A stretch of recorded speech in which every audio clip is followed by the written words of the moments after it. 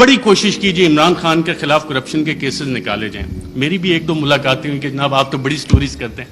میں نے کہا یار ایک شخص, اور یہ عمران خان صاحب بیٹھے ہیں, شاید آپ میں سے بہت سے لوگوں کو نہ پتا ہو, پی ایم آفس میں ہمارے بھی ذرائع ہوتے ہیں, اکثر پوری کابینہ پریشان ہوتی تھی کہ جناب بات ہم نے کی ہے, کہاں سے پتہ لگ گئی.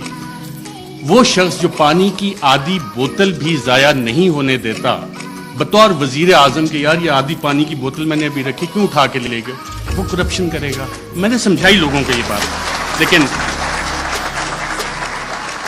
پلے بک کیونکہ وہی پرانی تھی, کیا کرپشن کے کیسز نکالو, ڈسکریڈٹ کرنا ہے, کرپشن تھوپنی ہے. مسٹر اے بی سی کا فلانا دوست ہے, اس سے نکال کے لاؤ. کچھ نہیں, آج 2 مہینے ہو گئے, کوئی کرپشن نہ نکلے گا. عمران خان کا کرپشن کا کیس نہیں نکل سکتا, نہ نکلے گا. میں نے بتائی کہ نہیں آپ کچھ کوشش, میں کہا میں یہ کوشش نہیں کر سکتا کیونکہ مجھے یہ پتا ہے کہ عمران خان کی کرپشن نہیں نکلے. اچھا, media narratives against P T I. French revolution جب آیا تھا تو اس وقت ایک تھاٹ تھا کنگ لوئی کا, میں ریاست ہوں, میں بادشاہ ہوں, میں قانون ہوں. اور یہی چیز ہم نے دیکھی کہ جب media narratives P T I کے خلاف بن رہے تھے. ابھی حال ہی میں آپ اگر آئی ایم دا کنگ کا دیکھ لیں, the king can do no wrong. King ہمیشہ, جو بادشاہ ہے وہ ہمیشہ اچھی چیزیں ہی کرتا ہے. فیکٹری پہ پوری حکومت نے کام کیا, حماد اظہر بھی ادھر ہیں, لیکن پی ٹی آئی نے کام نہیں کیا, بادشاہ نے سب سے اچھا کام کیا. آئی ایم دا لا, قانون میں ہی ہوں. پولیٹیکلی آئسولیٹ کرو پی ٹی آئی کو. آج پی ٹی آئی واقعی پولیٹیکلی آئسولیٹڈ ہے. کون سی سیاسی جماعت ہے جو پی ٹی آئی کے ساتھ اتحاد میں کھڑی ہے؟ سب ایک طرف ہو گئے, لیکن ایک سٹرینتھ گین ہوئی اس میں. پاکستان کی عوام بغیر کسی کال کے نکل آئے, اور شاید جو وزیر اعظم عمران خان کا آخری دن تھا وزیر اعظم ہاؤس میں, اس وقت جو لوگ نکلے اور جنہوں نے رپورٹ کیا, آئی تھنک عمران ریاض تھے, باقی ہم لوگ بھی تھے, ان سب نے ایک بات نوٹ کی. آپ نے خود بھی اپنا دفتر چھوڑنا ہونا, کافی ٹائم لگتا ہے. ایک شخص فوراً اٹھ کے چلا گیا اور جب سوال جواب ہوئے, کوئی رہ تو نہیں گیا, اکیلا کر دیا, اب اس کے ساتھ کس نے کھڑا ہونا ہے؟ پاکستان کی عوام کھڑی. یہ وہ ڈفرینٹ فیکٹر تھا, چینج تھی, جس کو کسی بھی سازشی نے کیٹر نہیں کیا ہوا تھا. یہ وہ ویریبل تھا, عوام کا ویریبل تھا, جس کی وجہ سے یہ چیزیں. میں کوئکلی تھوڑا سا 2 منٹ اگر آپ کی اجازت ہو تو سائفر کے اوپر بھی بات کرنا چاہوں گا. سائفر پہ بھی میڈیا نیریٹیوز بڑے بڑے مزے کے بنے, اس پہ اور ڈیبیٹ بھی ہو سکتی تھی, کافی مزے کی چیزیں تھیں. پہلا کیا بنا جی, پہلی میڈیا نے رپورٹ کرنا شروع کیا اور باقاعدہ یہ بتایا گیا کہ جی سائفر تو ایگزسٹ ہی نہیں کرتا, سائفر نام کی تو کوئی بلا ہی نہیں ہے. پھر دوسری چیز ہے, میڈیا کی یہ سٹوریز آئیں اور ریکارڈ کے اوپر موجود ہیں, پرنٹ کیے ہیں, ٹی وی پروگرامز ہیں. یہ سائفر تو یہ ایزمپشنز پہ بیسڈ ہے, وہ ایزمپشنز ہیں ہمارے ایمبیسڈر کی یا کس کی. پھر یہ بھی کہانیاں میڈیا میں آئیں کہ جی یہ تو فارن آفس میں خود ہی پی ٹی آئی والوں نے بیٹھ کے بنا لیا ہے, یہ تو شاہ محمود قریشی نے خود ہی بیٹھ کے بنا لیا ہے. پھر جب وہ بھی ساری چیزیں, کیونکہ سائفر ایگزسٹ کرتا تھا, سائفر موجود تھا, پھر کہا گیا جی کانسپریسی کا ایویڈنس کوئی نہیں ہے. اچھا, پھر عمران خان بطور وزیر اعظم بھی میرا خیال وہ کرکٹ کھیل رہے تھے, اور جب انہوں نے کہا تھا کہ مینٹلی میں اسٹرانگ ہوں, تو بہت سے لوگوں نے انڈر ایسٹیمیٹ کیا. انہوں نے کابینہ کی بھی کمیٹی بلائی, کابینہ کی اسپیشل کمیٹی غالباً 30 مارچ کو ہوئی. 30 مارچ کو میں نے سابق وفاقی وزراء سے پوچھا, وہاں کانسپریسی کی بات ہوئی, کانسپریسی کا ذکر بھی اس میں ہوا.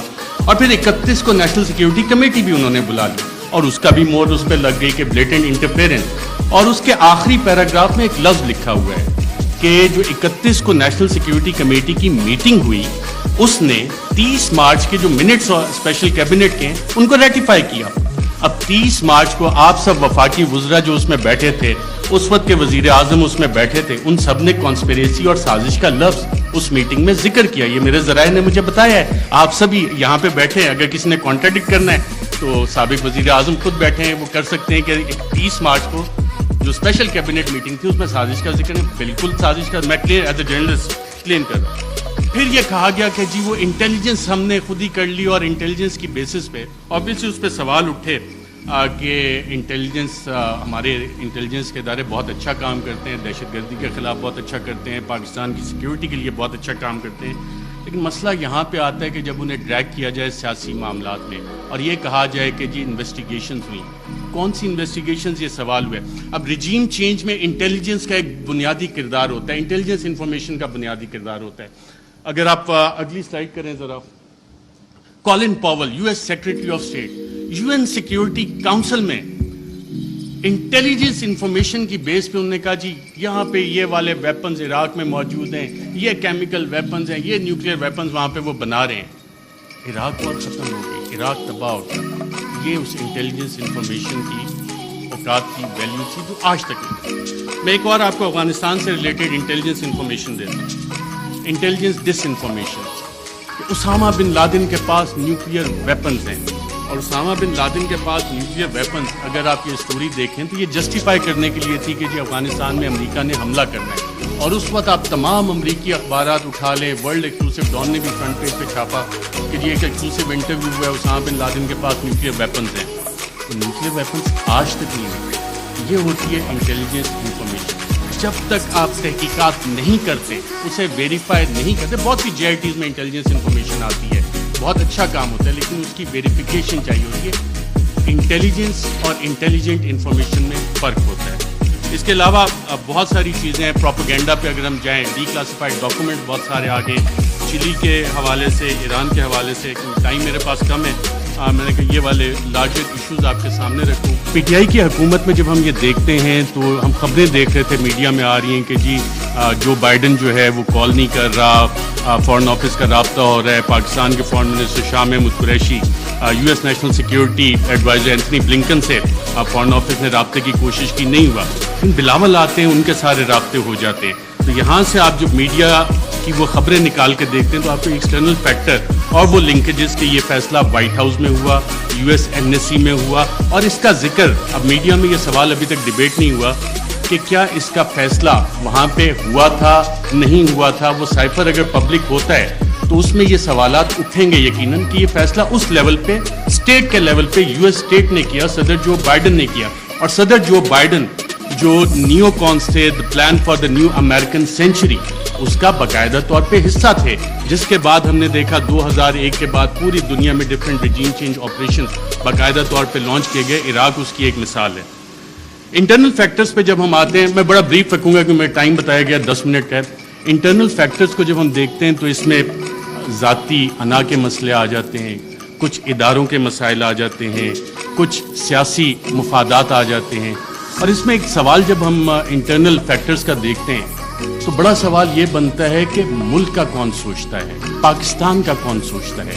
क्या हम सिर्फ इंडिविजुअल्स का सोचेंगे, क्या हम सिर्फ उन इदारों का सोचेंगे कि जी इदारों की अना बड़ी होगी या इंडिविजुअल्स की अना बड़ी होगी है। पाकिस्तान का कौन सोच रहा है?